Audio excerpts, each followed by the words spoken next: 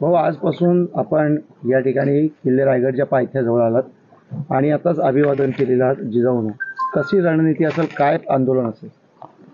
मा जिजाऊचं आताच वंदन आम्ही केलं आणि रायगडाच्या या पायथ्याशी ज्या शिवराज्यामध्ये शेतकऱ्यांच्या पिकाच्या देठालाही हात लावू नये असा राजवटी कारभार पुन्हा या देशात चालू व्हावा.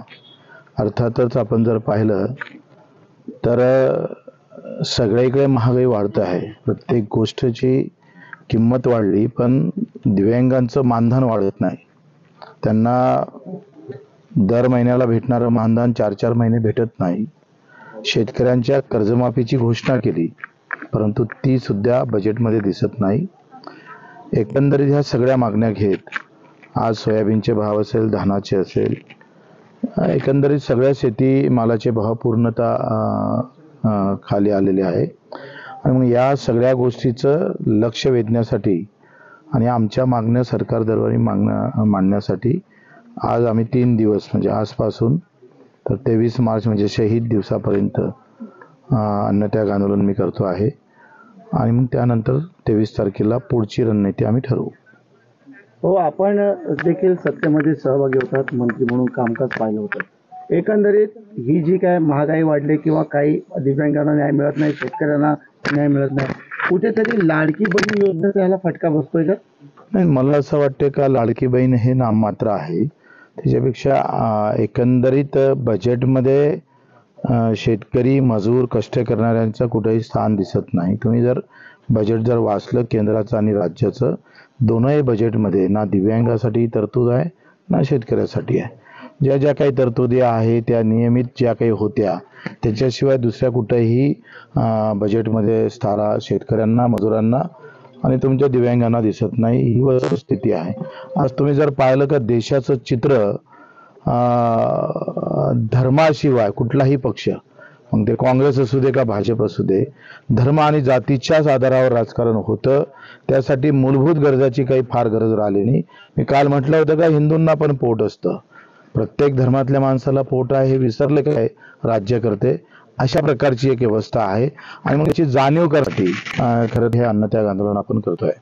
2.5 वर्षापूर्वी शिंदे सरकारच्या काळात पण आपण सत्तेमध्ये होतो, आता सत्तेत नाही. तर या कंडिशनला सरकारच्या 2.5 वर्ष आणि आताच्या कारभारावरती तुम्ही समाधानी आहात काय?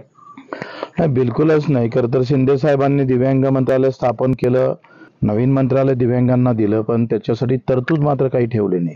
1400 कोटीची तरतूद ठेवली, त्यातले 1200 कोटी रुपये हे फक्त पगारासाठी खर्च होतं आणि 1 करोडच्या जवळपास दिव्यांगासाठी फक्त 200 कोटीची आहे. त्याच्यात विद्यार्थ्यांची शिष्यवृत्ती आहे. म्हणजे 16च्या कायद्यानुसार 5% निधी हा राज्य सरकारनं राखीव ठेवला पाहिजे, म्हणजे 25,000 कोटी ठेवले पाहिजे, ते पण ठेवत नाही. म्हणजे दिव्यांग मंत्रालय स्थापन करून नाही चालेल. त्यासाठी निधीची तरतूद असल्याशिवाय त्या दिव्यांग मंत्रालयाला अर्थ उरणार नाही. तर मानधन जर पाहिलं तर बाकी राज्यामध्ये 4,000 आहे आणि इथं फक्त 1400-1500 भेटतं आणि ते सुद्धा 4-4 महिने भेटत नाही.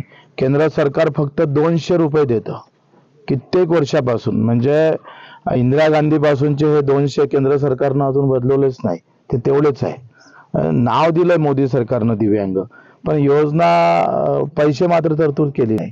माझं असं म्हणणं आहे का अडचणीनुसार योजना असल्या पाहिजे, श्रममूल्यावर आधारित खऱ्या अर्थानं त्याला मूल्य दिलं पाहिजे.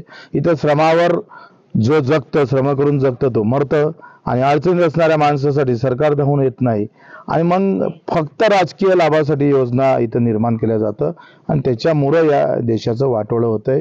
आजही राज्याची स्थिती जर पाहिली तर बुलढाण्याच्या 34 वर्षाच्या युवकानं पाणी भेटलं नाही शेतीला म्हणून आत्महत्या केली आहे.